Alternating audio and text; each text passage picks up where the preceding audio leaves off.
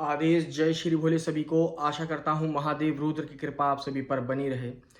दोस्तों, बहुत से साधक हैं जो एक बड़ी विद्या को सिद्ध करना चाहते हैं, जैसे कि कोई मसाने टाइप की कोई विद्या हो और उच्च कोटि की जो साधना होती हैं। तो जो नए साधक होते हैं उनको बड़ी उत्साहिता होती है कि मेरे पास भी कोई ऐसी सिद्धि हो जिससे मैं बड़े से बड़ा तंत्र काट कर सकूं, बड़े से बड़ा सत्कर्म कर सकूं और बड़े से बड़ी किसी भी तरीके का कोई भी प्रयोग हो सामने वाले के विरोध में, मैं उसको संपन्न कर सकूं, या फिर वो सिद्धि मेरे साथ रहे और मेरे साथ चल कर के मेरे ऊपर की नकारात्मक ऊर्जा को ख़त्म कर सके, मेरे परिवार की सुरक्षा कर सके, मेरे ऊपर होने वाले प्रयोगों को दूर कर सके, काट सके बड़े आसान तरीके से, और मेरी जो धन के मार्ग हैं उनको खोलना शुरू कर दे और मैं उनकी आराधना करता रहूं और मैं उनको इष्ट मान करके या फिर मैं किसी भी प्रकार से उनका पूजन करके उनको प्रसन्न रख सकूं और मैं उनके द्वारा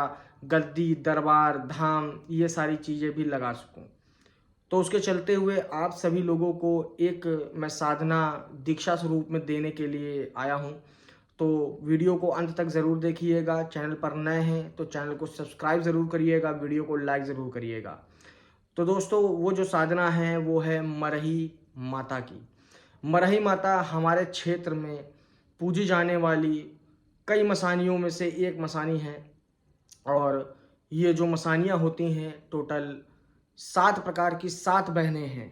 तो जिसमें कि एक बहन का नाम है मरही। मरही देवी जो है इनको शमशान वासिनी के नाम से भी पूजा जाता है, मरघट काली के नाम से भी पूजा जाता है और अलग अलग क्षेत्रों में अलग अलग जगहों पे अलग अलग नाम से उनका पूजन होता है। उनकी सिद्धियां लोग करते हैं, उन्हें भोग प्रसाद लगाते हैं और उनकी सिद्धियों के द्वारा लोगों के जो दुख दर्द हैं वो दूर करते हैं, गद्दी दरबार चलाते हैं। तो जो मरही माता हैं ये सबसे ज़्यादा सबसे प्रबल जो कार्य करती हैं वो मुस्लिम तंत्र के ऊपर करती हैं। मुस्लिम तंत्र चाहे जितना भी बड़ा किया हुआ हो या खिलाया पिलाया हो, चाहे जितना बड़ा गलंत हो या फिर किसी भी प्रकार की सिद्धि सामने वाले को ऊपर छोड़ रखी हो या चौकी छोड़ रखी हो, तो वो काटने में ये बहुत सक्षम होती हैं। और इनको एक तरीके से नरक की देवी भी बोला गया है, क्योंकि ये एक दो धारी तलवार होती हैं जो साधक से भी बिगड़ जाने पे साधक का भी कहना नहीं मानती हैं। क्योंकि ये उस तरीके से चलती हैं कि जब इनका आवाहन साधक करता है तो बहुत बड़े दर्जे का कोई कार्य होगा, बहुत उच्च कोटि का कोई प्रयोग होगा और उस देवी को अगर जब लगेगा कि हाँ, इस साधक के द्वारा मैं आवाहन हो रही हूँ तो मुझे जाना है, पर वो जब जाती हैं तो उनके लश्कर, पूरा लश्कर, जितना भी शमशान का पूरा लश्कर होता है, लश्कर यानी कि पूरी पूर्ण रूप से जो उनके गढ़ होते हैं, जो उनकी सेना होती हैं, अब उस गढ़ में चाहे वो 100 भी हो सकती हैं गढ़ में, सेनाओं में, या फिर 1000 भी हो सकती हैं और 1 लाख भी हो सकती हैं। तो इनको चलाने के लिए सर्वप्रथम सामने वाले साधक के अंदर बहुत भी बड़ा जिगरा होना चाहिए। इनकी सिद्धि करने के लिए बहुत ही बड़ा जिगरा होना चाहिए, क्योंकि दोस्तों इनकी सिद्धि 2 तरीके से होती है। पहली सिद्धि जो होती है वो शमशान में रह करके, शमशान में क्रिया करके तामसिक पद्धति से होती है, जो उनकी पूर्ण सिद्धि मानी जाती है, रियल सिद्धि मानी जाती है। और एक जो दूसरी सिद्धि होती है वो सात्विक रूप से घर पर रह करके जो सिद्धि करी जाती है, पर उसमें क्या है कि आप सिर्फ उनका पूजन कर सकते हैं, लोगों को ऊपर झाड़ा लगा सकते हैं। माता को, अगर आपको माता की लचारी आती है, पचरा आता है या कोई प्रकार का गीत आता है, तो माता को आप मना करके उस सामने वाले व्यक्ति के ऊपर जो भी तंत्र प्रयोग है उसको ठीक कर सकते हैं।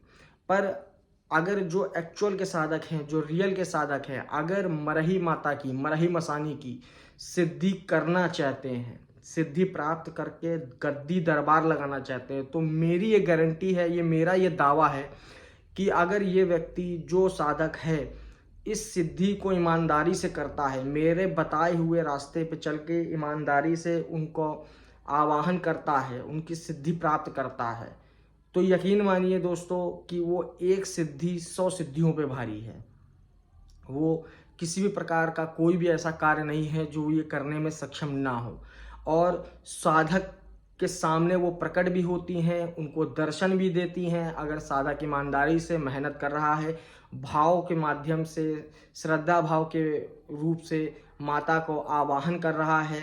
उनको कोई जो साधक है परेशान है, शत्रुओं से परेशान है, कर्जे से परेशान है, दुख दर्द से परेशान है, अपने परिवार के तंत्र प्रयोग से परेशान है, या अपने पितरों से परेशान है, या किसी भी A to Z कोई भी समस्या होगी, अगर वो साधक ईमानदारी से माता की सिद्धि करता है, माता का आवाहन करता है, तो माता पूर्ण रूप से उस बच्चे को अपना आशीर्वाद प्रदान करती हैं। और अगर जटिल साधक मतलब जटिल सिद्धि करी जाए, अगर पूर्ण रूप से सिद्धि करी जाए, तो माता 100% साधक को अपने दर्शन दे करके वचनबद्ध करती हैं।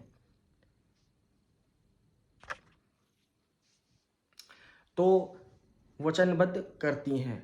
तो उसके बाद अगर जिन जिन लोगों को ये सिद्धि करनी है, मरही माता की सिद्धि करनी है, तो मुझसे संपर्क कर सकता है। संपर्क करने के बाद आपको दीक्षा के रूप में एक आसन, माला, उनका जो तरीका है सिद्धि करने का, मंत्र, विधान, सारा प्रोसेस, वो सारी चीज़ें आपको दीक्षा स्वरूप में दे दी जाएंगी। और यकीन मानिए दोस्तों कि पहले ही दिन से आपको जो सिद्धि है, जो साधना आप करने जाओगे, तो उसका आपको अनुभव स्वतः ही होना शुरू हो जाएगा। पर शर्त यही रहेगी कि अगर आप शमशान में क्रिया करेंगे, तो आपको अपनी स्वयं की जिम्मेदारी से जा कर के इस साधना को सफल करना है। पर सिद्धि अगर आपने ईमानदारी से करी, मेहनत करी, निडर होके करी, तो यकीन मानिए गारंटी के साथ आपको सिद्धि प्राप्त होगी। और वो सिद्धि 100 सिद्धियों पे भारी है। ठीक है। और दूसरी सिद्धि है जो आप घर पर रह करके करेंगे, तो उसमें क्या है कि उस तरीके की लेवल की पावर नहीं आएगी आपके पास, उस लेवल का तत्व आपके पास नहीं आएगा। पर हाँ, लोगों का आप थोड़ा बहुत कार्य कर सकते हो, जिससे कि वो सामने वाले व्यक्ति को आराम मिल सकता है, लाभ मिल सकता है। तो जो घर पे रह करके सिद्धि करी जाएगी, वो माताएं, बहनें, बुजुर्ग जो हैं वो कर सकते हैं। और जो नए साधक हैं, जो निडर साधक हैं, वो शमशान में जा करके, मरघट में जा करके, नदी के किनारे जो शमशान होते हैं, मरघट होता है, जो जागृत शमशान होते हैं, जिसमें चिताएं लगातार जलती ही रहती हैं, कभी वो शमशान सुप्त अवस्था में नहीं पाया जाता, वहाँ पर जा करके अगर ईमानदारी से आप मेहनत करते हैं और सिर्फ 1 घंटे का समय प्रतिदिन आप देते हैं, तो यकीन मानिए कि आप ये सिद्धि सफल 100% हो जाएगी। तो जिन जिन लोगों को ये सिद्धि करनी है, जिन जिन लोगों को ये साधना चाहिए, तो वो मुझसे संपर्क कर सकता है। दीक्षा स्वरूप में ये साधना आप लोगों को मिल जाएगी और साधना लेकर के आप इसकी शुरुआत कर सकते हैं। तो तब तक के लिए जय श्री भोले।